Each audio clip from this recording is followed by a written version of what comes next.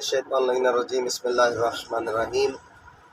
موذی شیطان اور شر شیطان سے بچنے کے لیے ایک بہترین معصومین نے ہمیں ایک عمل بتایا ہے، وظیفہ بتایا ہے، قرآن مجید کی آیت بتائی ہے۔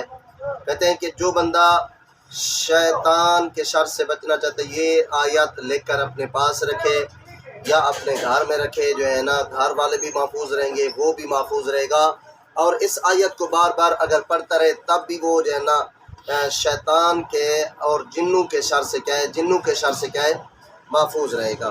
یعنی جنات جو ہے نا موذی قسم کے جنات ہوتے ہیں ان کے شر سے یہ محفوظ رہے گا۔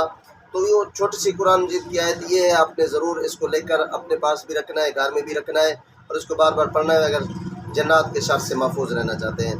شاہد اللہ انہ لا الہ الا هو الملائکۃ واولو العلم قائما بالقسط لا الہ الا هو العزیز الحکیم ان الدین عند اللہ الاسلام۔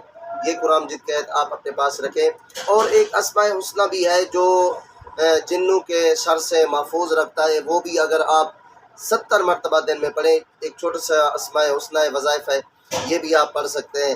بسم اللہ الرحمن الرحیم۔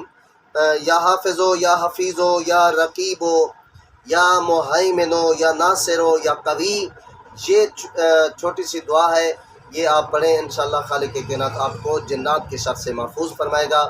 تو یہ چھوٹے چھوٹے سے وظائف ہوتے ہیں جو انسان کو ان جنات کے شر سے محفوظ رکھتے ہیں۔ مہربانی، جزاک اللہ۔